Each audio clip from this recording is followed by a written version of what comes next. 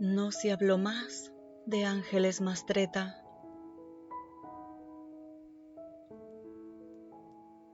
Eran otros tiempos, cuando Paz Gutiérrez, una mujer cuyo nombre reñía con ella a cada rato, supo de buena fuente, porque en los pueblos chicos las fuentes siempre son buenas, que un hijo de su marido había quedado huérfano la tarde anterior.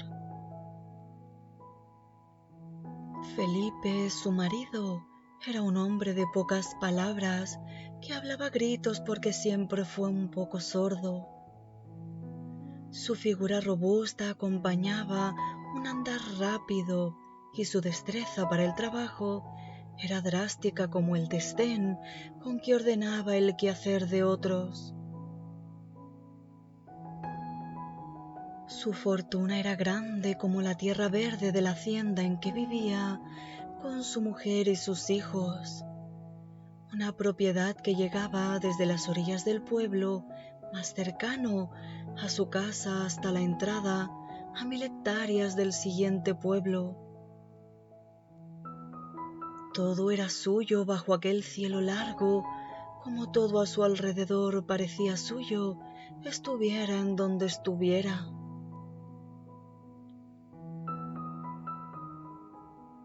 Había en su finca tantos caballos, vacas, naranjales y potreros que él, cuya fortaleza física era la de un percherón, tardaba semanas en recorrerlos.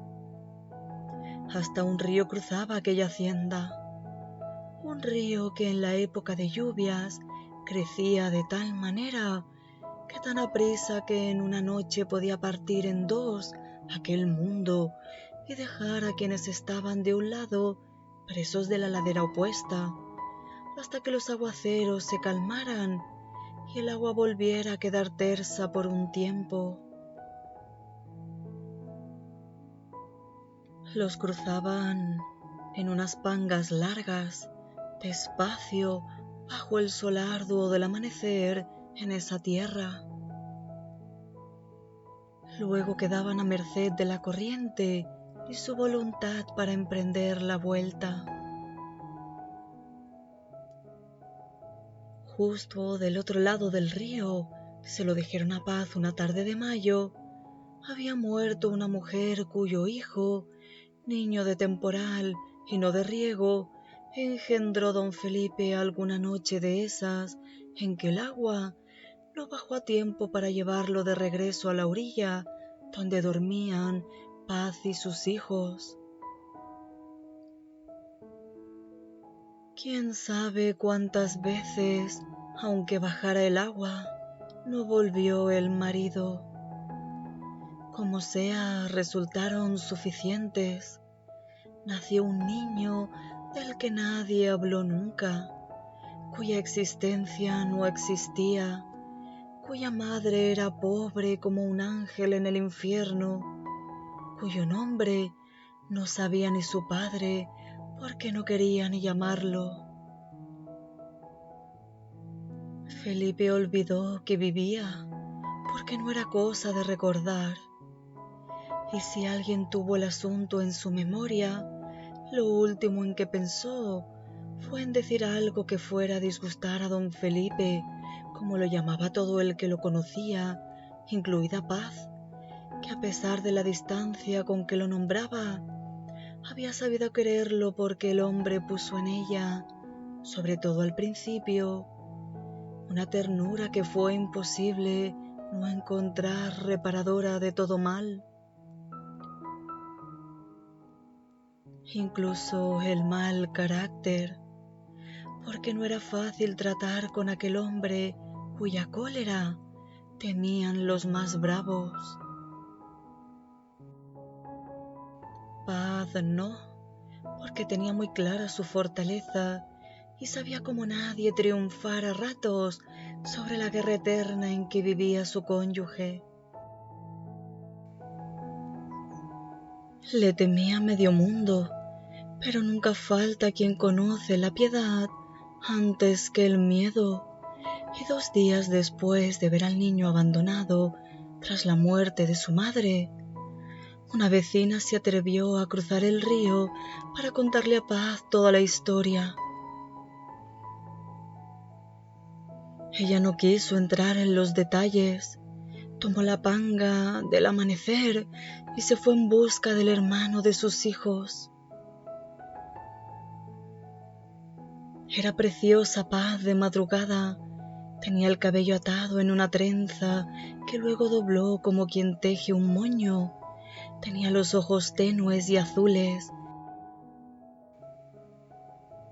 Tenía el imperio de su nombre en el alma. Cuando llegó a la otra orilla, con su carga de armonía y sus brazos redondos apoyados en la cintura, el pequeño lugar estaba al tanto de cuanto fue guardado tanto tiempo. La gente se había juntado a esperarla, de pronto urgida de contar el cómo y el cuándo, el dónde y el por qué, acallados durante 2 años, 10 meses y 9 días. El niño era hijo de una mujer que llegó al pueblo sola como una hoguera, que hablaba en totonaca con quien pudiera entenderla y no lo entendía mucho en otro idioma. Por lo mismo vivía casi en silencio, tejiendo sombreros de palma con tantas otras campesinas del rumbo.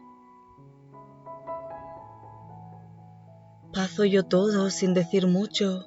Se limitó a preguntar cuál era la casa, si así podía llamarse el cuarto de carrizo y escombros, en que encontró a un niño hecho una mezcla atroz de mocos, mugre, piojos y llanto. Los vecinos lo habían amarrado a la pata de la cama para que no se perdiera mientras le encontraban en dónde estar. Estremecida y suave, Paz se le acercó hablándole bajito y le puso en la boca una botella con tapa de caucho que terminaba en una punta parecida a un pezón. Mamila se llama ahora y la venden en cualquier parte, pero entonces era algo nunca visto que solo Paz tenía y solo de sus hijos había sido. El niño dejó que ella le pusiera el chupón en la boca y sorbió un poco de agua dulce. Ella le puso una mano en la cabeza y lo acarició despacio. ¿Vienes conmigo?, le preguntó sin esperar respuesta. El niño abrió los ojos grandes y se dejó cargar. Paz salió de la casa en penumbras a la violenta luz de aquel campo. Les había pedido a los hombres de la panga que hicieran un viaje extra y les pagó 2 jornales por hacerlo. La larga barca plana inició el regreso con ella, recargada contra el único barandal, abrazando al niño como si fuera un tesoro. Era mediodía cuando entró en la casa de la hacienda. Su hijo menor tenía 1 año y dormía como un ángel revoloteando en la cabeza. El mayor andaba por el corral bajo la mirada de una mujer cercana a la vejez de entonces, que no tenía más de 50 años. Usaba una falda larga, un delantal azul, un rebozo necio y una sonrisa blanca con la que apremió a Paz a sentir que había hecho bien. Ya había puesto agua a calentar y entre las dos desvistieron al niño y lo metieron dentro de una tina de peltre. Al principio, el pobre lloró con el primer susto de su nueva vida, pero como sucede siempre, al rato lloró porque lo sacaron del agua que ya le había gustado. Su hermano mayor presenció el baño jugando con el recién llegado desde la orilla de la tina y sin perder detalle. Lo enjabonaron todo una vez y cambiaron el agua que salió negra. Volvieron a dejarlo en remojo mientras le estropajeaban las orejas y le lavaban el pelo escarmenándole las liendres con un peine de hueso. Hasta los dientes le tallaron y tras todo aquel revuelo salió del agua brillante y chapeado como era al nacer. Tenía la piel morena y unos labios gruesos que no se juntaban al cerrarlos. El de arriba era respingado y le daba a su gesto el aire de estar siempre riéndose. Como si le faltara gracia, tenía 2 chispas en los ojos. El hermano lo vio vestido con su ropa del año anterior y sus 4 años no tuvieron interés en preguntar de dónde había salido aquel niño, más bajito, igual de entendido y de pronto platicador, que había traído su madre. Hablaba un español escaso y atravesado, pero rápido, con el que pidió más leche. Se la dieron con la comida que devoró junto a su hermano. Luego Paz les puso en el suelo la máquina y los vagones de un tren de madera, y ellos se sentaron a ensartar uno en otro.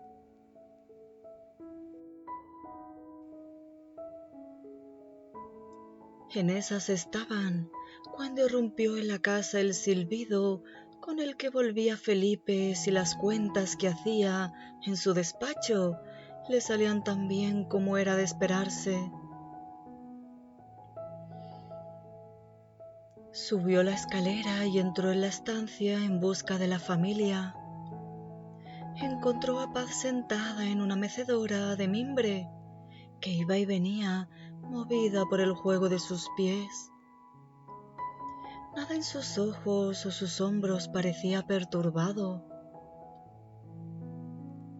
Aquel, su marido, se le había ido volviendo una especie de primo con el que convivía sin más alardes afectuosos que los usados en aquellos tiempos frente al ojo público y al que besaba despacio cuando cumplían con el débito conyugal en la breve oscuridad de algunas noches.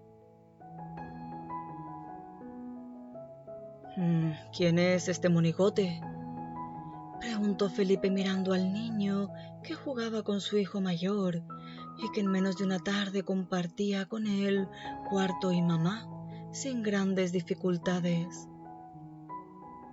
Bien lo sabes, le contestó Paz sin dejar de mecerse. Pues no se hable más del tema, dijo don Felipe, y no se habló más.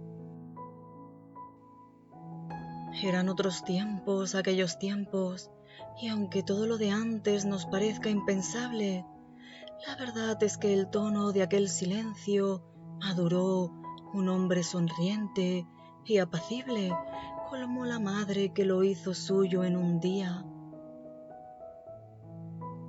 La libertad viene de la luz que tienen dentro quienes nacen con ella puesta. Era el caso de Paz y fue el de sus 7 hijos. El único cautivo entre ellos resultó Felipe, su marido, pero de eso, para infortunio suyo, tampoco se habló más.